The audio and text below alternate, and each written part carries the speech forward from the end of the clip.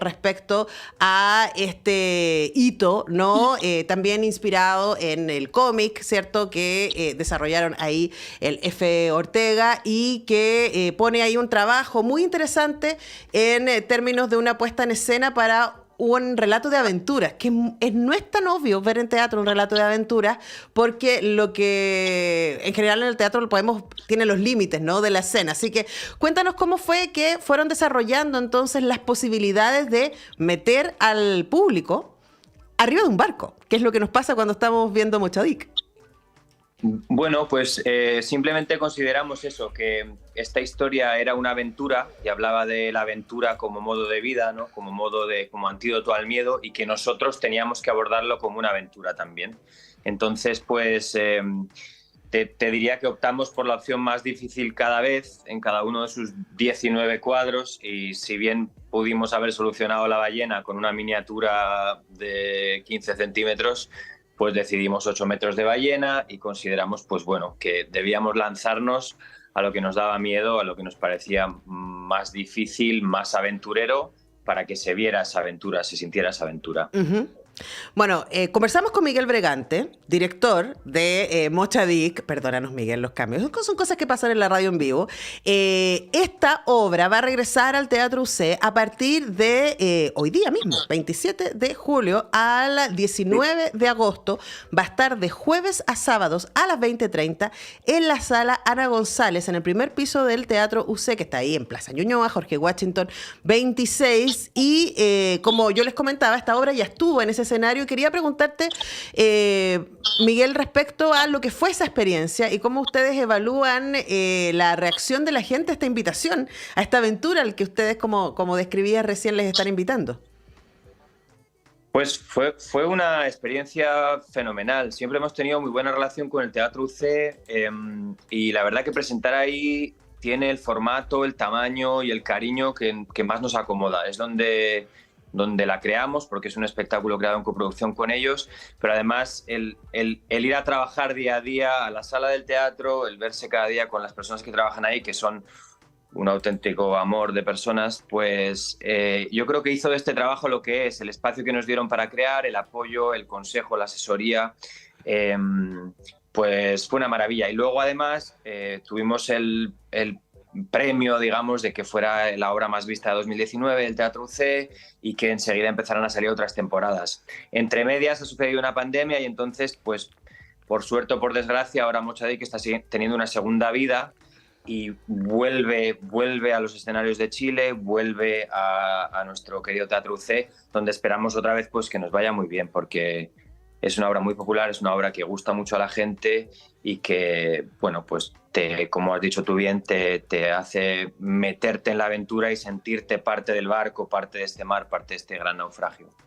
Esta obra, como yo decía, está inspirada en el hit literario de Francisco Ortega y ilustrada por el gran Gonzalo Martínez, de quien también somos muy, muy fans. En Mochadic, que además La leyenda de la ballena blanca acaba de recién de tener su edición francesa, así que está recorriendo el mundo, y recordemos que es un poco lo que hace el Pancho con Gonzalo en ese libro, es reinstalar la idea de que Moby Dick, ¿cierto? Esta ballena que se hizo muy famosa a partir del relato de Melville, viene originalmente de Isla Mocha, de que ahí era el cachalote blanco, ¿cierto? Y ustedes resitúan entonces ese relato en ese lugar, y aparece un elemento que a mí me considero muy, muy relevante, que tiene que ver con la cosmovisión mapuche y cómo se entrecruza, ¿cierto? Y entra en conflicto con la lógica del conquistador. Hablemos un poco, Miguel, respecto a cómo fueron desarrollando eso. Sí, mira, bueno, lo primero es, como tú dices, que es muy sorprendente decir, ahí va, pero si Moby Dick no era Moby Dick, sino que era Mochadic, y Mochadic es por Isla Mocha, y eso es Chile. O sea que la ballena de la que todos hemos oído hablar, no es que fuera chilena, pero navegaba en las costas de Chile. Entonces, eso es la primera sorpresa, ¿no? Entonces, al leer el cómic, que siempre es muy agradable leer cómics, y cuando son buenos más, pues nos damos cuenta de que una fuerza tan grande de la naturaleza se tomó desde un lugar muy místico, y que el cruce con la cosmovisión mapuche tiene mucho sentido. Por la leyenda del Trempulcalhue, de las mujeres viejas que se convierten en ballenas y que ayudan a transitar las almas de los guerreros, pero también por por ese respeto, esa coexistencia con la naturaleza. Estos marinos que nosotros ponemos en el escenario van a todo lo que dé a matar a la ballena porque simplemente es la que más dinero va a dar, es la que más fama va a dar. Y resulta que hay un chico en el barco que está buscando quién es, un adolescente que se llama Liro Leftraru, que entiende que eso no está bien.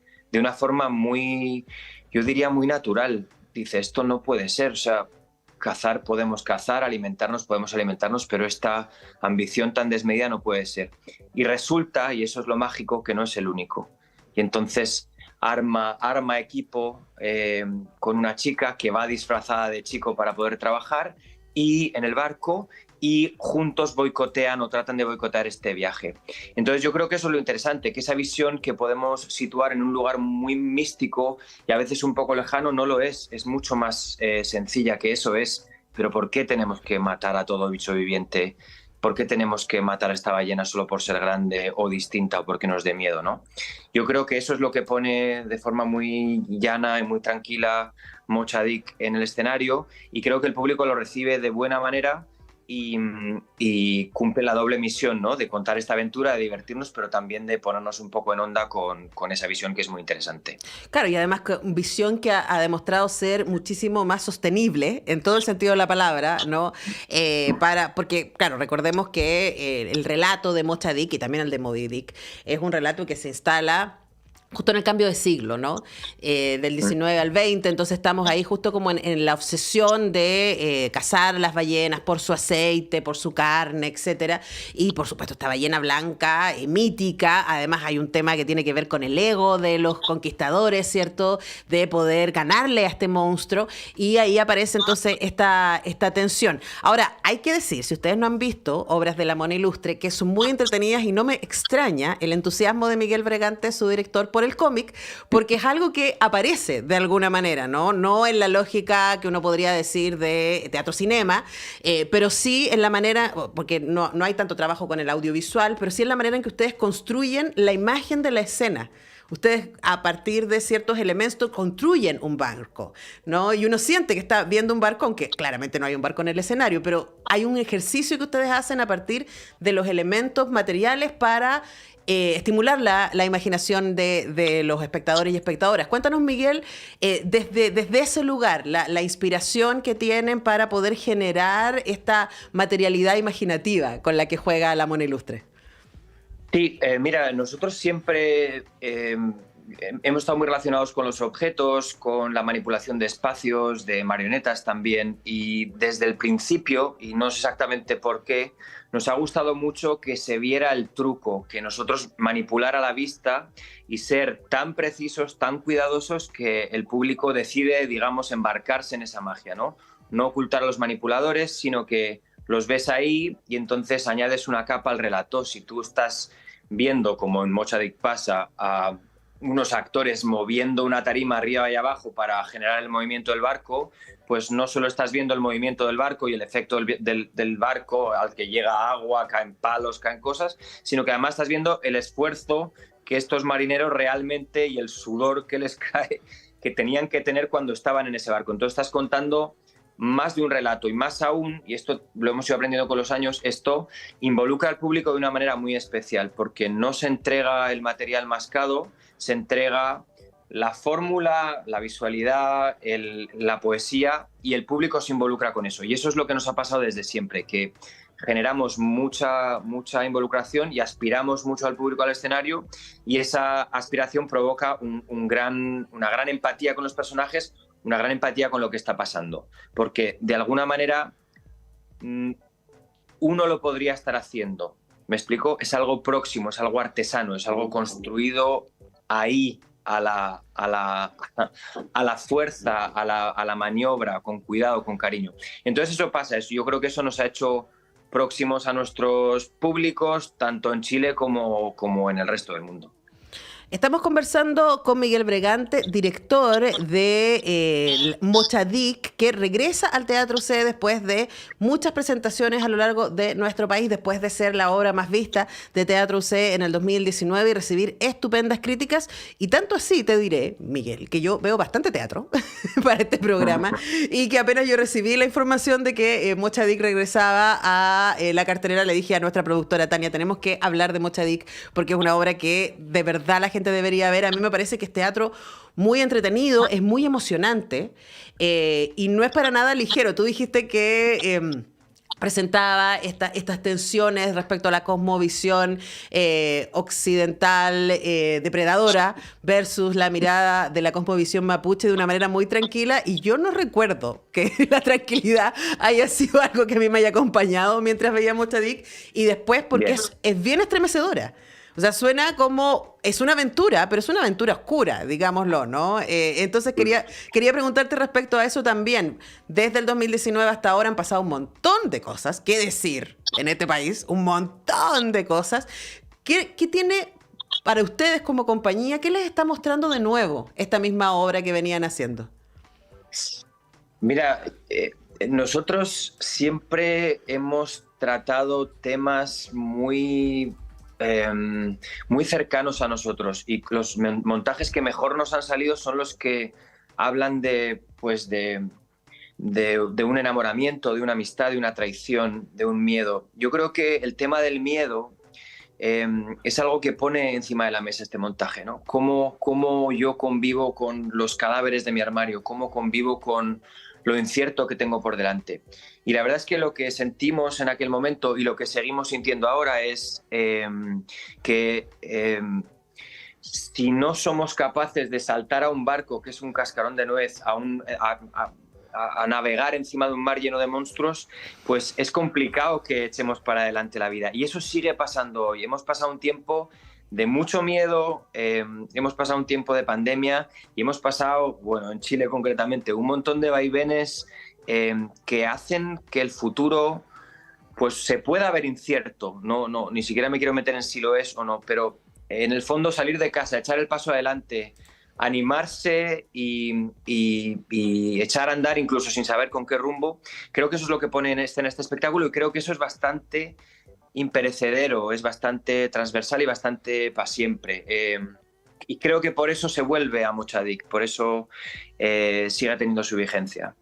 Sí, y además yo tendría que decir, y lo puedo decir sin ningún pudor a Miguel ahí mirándolo vía Zoom, que es de esas obras que se transforman en obras muy significativas tanto en la forma como en el fondo, ¿no?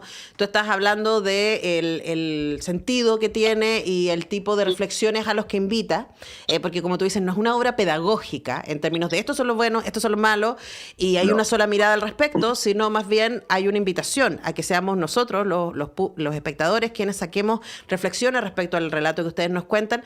Eso desde el término de fondo, ¿no? Pero en términos de forma, a mí me parece que es una obra muy bella, es muy fascinante, es una obra que trabaja mucho, como decía, con la imaginación y con las luces en el escenario, que se sostiene, por supuesto, siempre desde las actuaciones, pero yo recuerdo cuando evoco mi experiencia viendo Mochadik, evoco el mar inmediatamente, ¿no? Y el agua y el juego con el que ustedes están haciendo. Pero ojo, es una obra que, a pesar de que es para todo espectador, es una obra dura. Y me parece que eso es parte de su belleza también. Entonces, recordar que esta obra vuelve al Teatro C a partir de hoy día. Y va a estar de jueves a sábado, 20-30 horas, en el primer piso del Teatro C. Recuerden que el Teatro C tiene 2 salas. Va a estar en el primer piso de jueves a sábado a las 20-30 horas. Parte hoy día y va a estar hasta el 19 de agosto. O sea, son 3 fines de semana, si no os calculo mal. Entonces... Sí. Son en total 9 funciones de Mochadik para que no se la pierdan. Todas las entradas están en Ticket Plus, ¿es cierto? Ojo que hay super jueves. 8.500 en boletería y 9.000 online. Hay descuentos con distintas cosas. Hay miércoles populares también. Miren qué lindo. Los miércoles son 6.000 en boletería. Miércoles populares, eso en el Teatro C, pero para Mochadik no le alcanza porque este jueves a sábado, así aquí le estamos sacando. Está un dato para que lo tengan nomás.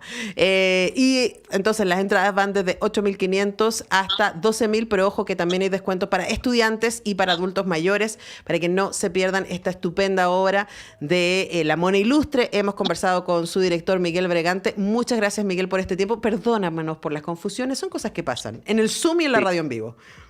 Son cosas que pasan, no pasa nada.